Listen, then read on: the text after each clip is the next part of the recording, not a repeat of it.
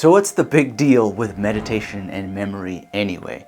A lot of people are talking about it. Meditation is a huge topic right now, but it's also been a huge topic for thousands of years. And the question is, does it really improve your memory? Well, the reality is that it does even better than just improve your memory. It is the ultimate portal and the ultimate path to getting into memory techniques. If you've ever struggled with creating and navigating memory palaces, or if you've ever struggled with creating magnetic imagery to encode information inside of your memory palaces. So I'm going to share with you how you can use meditation to improve how you use memory techniques, and how to use memory techniques to improve how you meditate. That's all coming right up. Hey there, this is Anthony Metivier from MagneticMemoryMethod.com, where we help mature learners of every age go on mental adventures so they can learn new information quickly. And it is an exciting thing to be able to do, to just sit down and memorize, for example, some spiritual texts that you may have wanted to meditate upon. And maybe you want to just meditate so that you can actually focus on the meaning of information that you find very, very compelling, but very abstract, and you don't have it in your mind, so you're not able to mull it over, to roll it around like fine wine. So that's what we focus on here, and that's what we're going to talk about today. So if you're new here, get started now by hitting subscribe, hit the thumbs up, and let's get started. Meditation for memory improvement. Why do we know that this works? And how do we know that it works? Well, there's a lot of studies around this. I'm going to leave that to those who are interested in the science by sharing a link down below that will give you some of the best that I know and some of the guidelines around how to apply the scientific knowledge behind meditation and memory, and some stories there about the actual research they did with monks and whatnot, so that you can go and read that or listen to the podcast version of the written text if you like. Now, basically what it all boils down to is that you want to meditate at least 4 times per week. That's what the science suggests, and in my own personal practice, I would say that that sounds about right, but I would go for every day.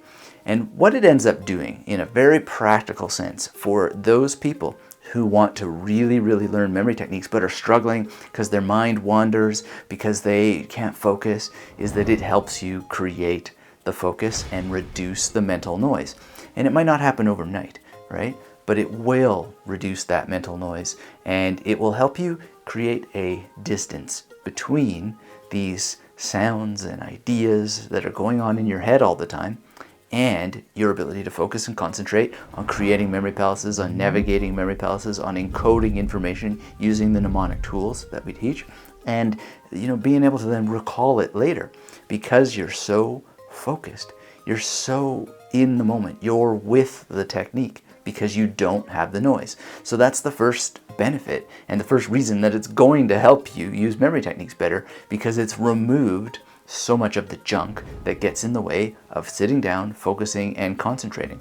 And here's the beautiful thing, is that once you get into the memory techniques also help you focus and concentrate. So it's a perfect circle between meditation and using memory techniques. And I would argue that at the end of the day, using memory techniques is a form of meditation. And here's why. Meditation is not about removing thoughts at the end of the day. It's rather about consolidating thought into an awareness of a singular experience that you might think of as a one thought, in which you're totally absorbed, total awareness, total presence to your own consciousness. And so when you are memorizing information using a memory palace, you are totally present and conscious and aware of the tool, of your spatial memory. You're fusing with spatial mapping. And when you're using memory techniques correctly and well, and not in an abstract way that is overly challenging, you are with the mental content of your own mind. You are thinking about an actor, or you're thinking about an author, or you're thinking about a musician that you already know, and you're placing that person in a memory palace that you already know, and you're doing it with complete oneness with that information and the new information that you don't know. And you're weaving it together in the mysterious place in your mind, in space. And so this is really, really powerful. You are actually practicing oneness with your own brain chemistry by using memory techniques. And so this is a very, very powerful thing to get into. And if the barrier is that you can't focus, that you can't concentrate, that you have too much mental noise going on, then the solution is to meditate. And when you can meditate and you have some of that focus, I highly recommend that you memorize particular pieces of information upon which you can practice recalling it and use that to help guide getting more out of meditation. So in my own personal practice right now, the things that I'm memorizing some Sanskrit from the Ribhu Gita as provided by Gary Weber in a book called Evolving Beyond Thought.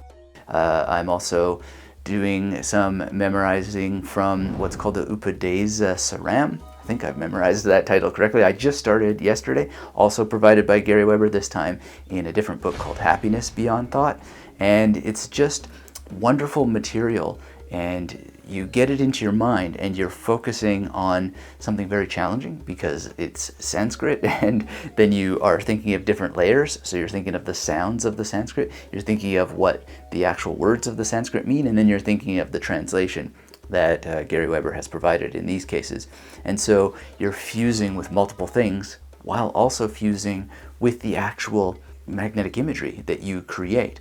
So in Evolving Beyond Thought, there's the Ribhu Gita, and he has created an opportunity to memorize a number of passages that are essentially what he has translated into as self-inquiry questions that help you ask things like, how do my thoughts behave? Are they useful? For example. And so I've created some magnetic imagery, put them in a memory palace, actually in this room, in this case is where it started, and just encode very, very quickly and be able to get these passages into long-term memory.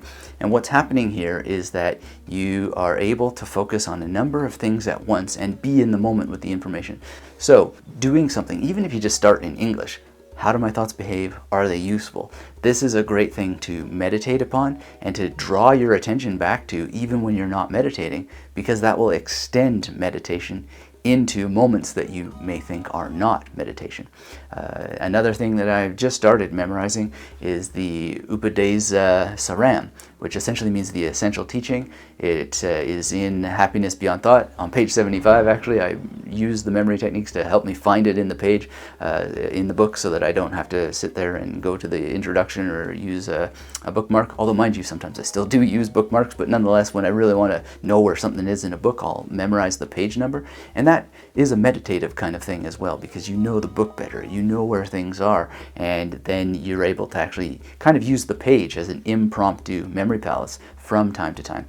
So in any case, this Upadesa Saram, starting off there, and in this case I thought, Upadesa, what does this remind me of? And I know someone who is named Des, right? And I know that there's a bookstore I really like in Uppsala, Sweden, and so there we have the ground upon which to meditate, and it is a meditation in spatial memory in a place that I visited, and it's a real focus on something that happened in the past, or the apparent past, that's no longer there, and yet I can be one with it in this room, right? And so then I actually start by memorizing the name of the book. So I think of this bookstore, I think of the person I know named Des, and then Saram.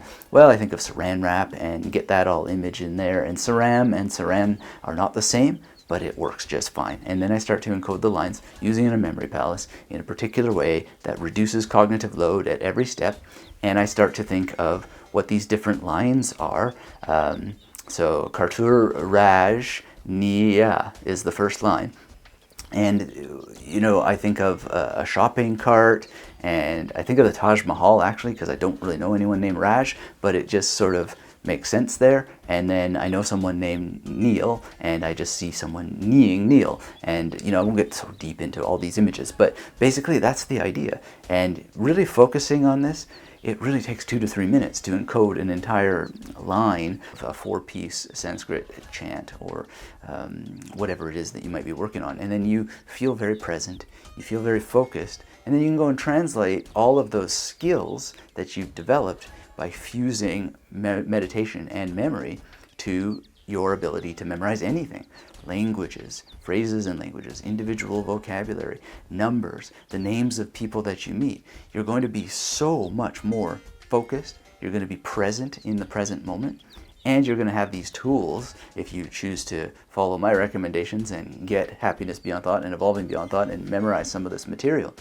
Even if you just start with the English meanings of these phrases, you'll start to have some wonderful, wonderful changes. So my ultimate suggestion is just start meditating. There's many, many paths to meditation. You can just sit just to sit. There's some breathing exercises. I'm working on a book right now that is going to help bring together a lot of these techniques in a way that is quite substantial and in much greater depth than we can do in a video here. So look forward to that. Stay tuned for that. I have done a webinar with some of our subscribers to go through about 15% of my outline for the book. I really appreciate everybody who showed up for that, and we had a great time. And wow, really blessed to be able to work on this together, because I want to make sure that it's very clear for you and that you understand all the different things that I know about that you can do. And I only share the things that I've actually done for myself in terms of the breathing and in terms of the things that I've actually memorized, and share with you why I think they work and how they work. So if you're not subscribed here, get subscribed, hit that thumbs up. Let me know down below if you have questions about meditation for memory improvement.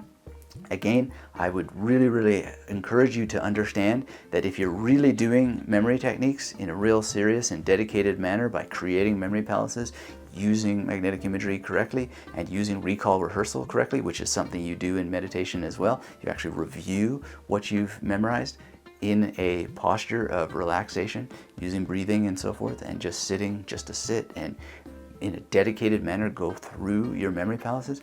If you're doing that, then you're going to have this wonderful, wonderful outcome, and you're going to be meditating by using memory techniques. And you might not think of it that way, but that's what's going to be happening. And it's absolutely edifying, it's educating, and you might dare say that it's almost enlightening. But as I once heard James Swartz say, if you think you're enlightened, you should hang your head in shame, because you already are pure consciousness. The trick is realizing that that's all there is pure consciousness, your awareness of awareness itself. And when you slip out of awareness itself, well then, that's a losing gambit in a zero-sum game. But I hope that you will understand this through practice. You'll come to understand how free you can be from anxiety and worry and stress and strain, and really remember whatever it is that you want to remember, and meditation will help. So some of that might sound a little goofy and spooky and weird and woo-woo and so forth, but it really isn't if you just dive in. If you need further resources, they're down in the link below, including some other videos I've created on the topic. Let me know again if you have questions down in the discussion below. Hit the thumbs up, get subscribed if you aren't already, and until we have a chance to speak again, keep yourself magnetic.